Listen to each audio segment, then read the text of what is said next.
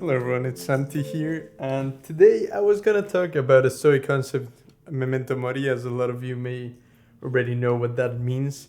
But I wanted to explore it a little bit, and I was looking for one of my favorite Marcus Aurelius quotes. I was just gonna make sure I said it right. And then I found this article which got me pretty interested because it's a critique to Stoicism and it's a critique to specifically this quote and Marcus Aurelius.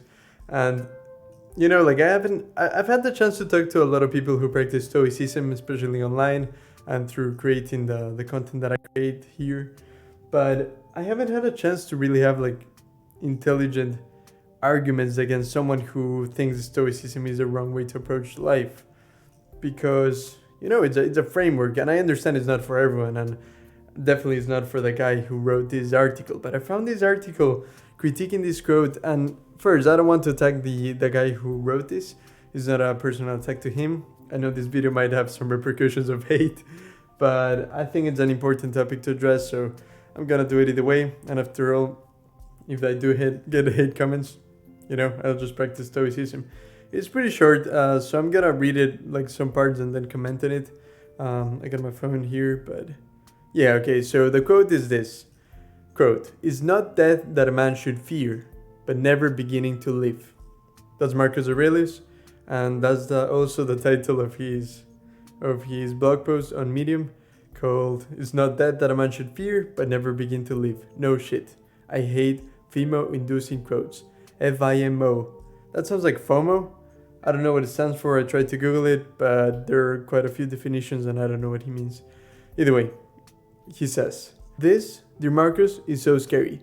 I must miss a button or something because I just can't begin to live. I can't. I am alive, hence I am living. And I fear death because it's so unreasonable." I get his point. It's hard to reason death, right? It's hard to understand the logic behind how can we even begin to comprehend death. What Marcus means with this quote is that what we should truly fear is never to truly live, to wake up, to let go of our expectations and illusions and all the brainwashing that we've had through, like, this is what you should pursue, money is all that matters, status is all that matters, material possessions is all that matters. What Marcus Aurelius means is it's a metaphor. It's just comparing what it means to wake up and let go of expectations and to truly begin a life that is more yours rather than determined by what other people have told you that life should be. So that's what the quote means. And I get his point because, yeah, if you're gonna be literal, of course it makes sense that you can't begin to live because you're already alive. But either way, it's a metaphor, so okay, I get him. Like, he just missed the point. Then he says, "I think we should all fear death. We should. That sucks. You know why? I know you do, Aurelius, because you're dead. But oh, all of us nodding philosophically at your wisdom appear to not know. We don't seem to know that death is permanent." Okay, there's just like, if you want to get logical about things, how does it make sense to say, "I know you fear death, Marcus, because you are dead"? Like, that doesn't prove anything. Like, someone being dead doesn't mean that they live their life with fear. They didn't truly live a virtuous life, as the Stoics would call it. And I honestly don't think, like, from studying Marcus Aurelius, I don't think he died with fear. I think a lot of Stoics died with a lot of courage, and of course you can't eliminate fully the fear of death, but I do believe the Stoics had a lot less fear of death compared to most people. So, like, even Seneca, like, if you study the death of Seneca, what happened there, that is really like not fearing death at all. I think it's possible to achieve reducing your fear of death so much that, like, compared to other people, it almost feels like you don't fear death at all. So I don't think that is, that is a valid argument. We all nod philosophically at your wisdom, but as if we don't seem to know that death is permanent. Okay, I can address this a bit later, but either way. Then he says, "We fear not beginning to live while we squander our life looking for the start button." Okay, then he says, "The world," this is a subtitle that he has, "the world's most valuable commodity is time." And then he says, "Are you kidding me? I am certain this is false, because no one ever gave me nothing for showing up. I gotta do the work, follow up, and push through." Okay, this is completely wrong. Sorry, but I don't want to go too deep into what he does on the side. Like, I'm just critiquing this piece of writing for what it is. I don't want to critique him as a person at all. Um, doesn't seem like he writes about philosophy. Doesn't seem like he knows much about philosophy. I did see some related things to ethics and why you can't teach ethics and things like that. I'm not gonna critique him as an author. What I will judge is a bit of his point. He's saying that he disagrees that time is the most valuable commodity. Now, he says no one pays me for turning up somewhere, right? I have to put in the work. You know what putting in the work consists of? It consists of time. It consists of putting your time into the effort that you consider important so that you can have later the rewards of that. So I think this is self-explanatory. Time is the most valuable resource we have in life, and I find it hard to argue against that. Like, if anyone has an argument against that, like, I would love to hear that. I'm willing to change my mind if anyone's willing to convince me otherwise. And then he quotes Seneca: "As long as you live, keep learning how to live." That's the subtitle, right? I mean, yeah, that's the subtitle. He quotes Seneca, and then he goes on saying, "Damn, I hate these quotes.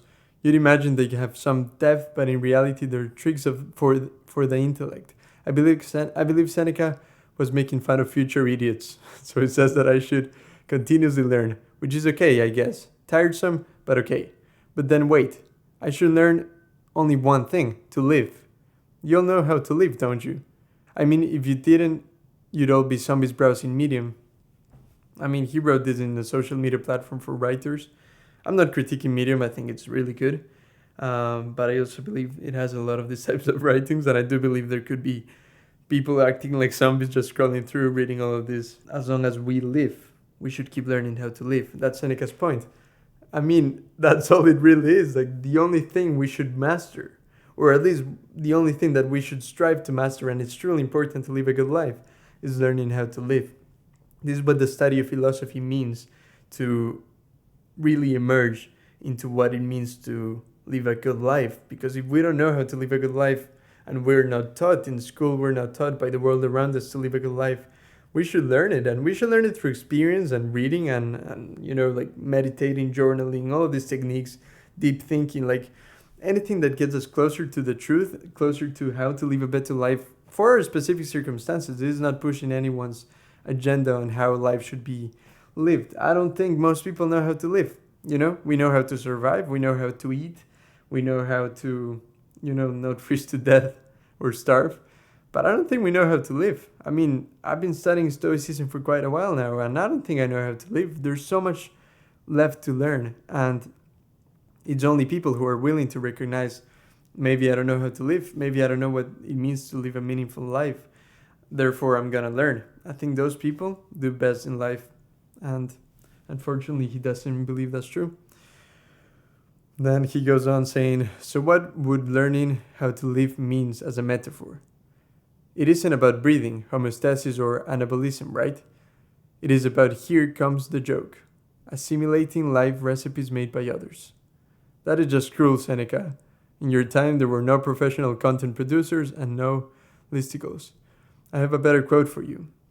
As long as you live, keep inventing how to live." As if real authors, as if real thinkers needed, a content producer. Oh my gosh. I don't know. Okay, no, I don't know. I don't want to get furious about this point, because he said, like, as if there was a recipe, assimilating life recipes made by others. That's the thing. I do promote that people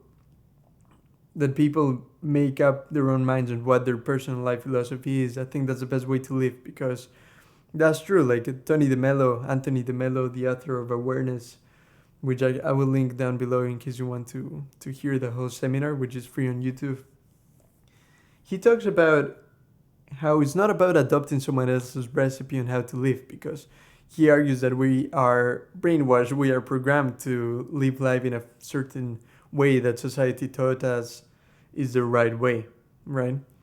But then he goes on to say, if you adopt someone else's recipe, as he would describe it, if you adopt someone else's recipe on how to live, then you're following a new programming, you're being brainwashed by someone else. And to be honest, I don't feel Stoicism plays that role in my life as someone who practices Stoicism as a life philosophy, because I am able to be aware enough to decide which things I hold as true and which not, right? I don't agree with everything in Stoicism. It definitely has flaws, as any philosophy, as any ideology, as any religion, any frame of work will have flaws. And the one thing that makes me want to say, okay, I'm a practicing modern Stoic, the one thing that tells me, that allows me to say that, is this quote by Marcus Aurelius, and I can't quote it exactly, but it's something about finding truth. Is if someone can show me that what I think or say is wrong, I will gladly accept the change and learn, because what I seek is the truth, not being right. I don't seek being right. I don't seek being always like, this is the only way to live.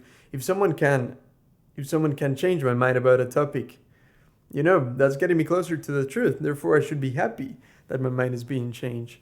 I don't think this article changed my mind at all, and I don't agree with everything in Stoicism, but I do agree with both of these quotes, which I read once again just to close the whole point.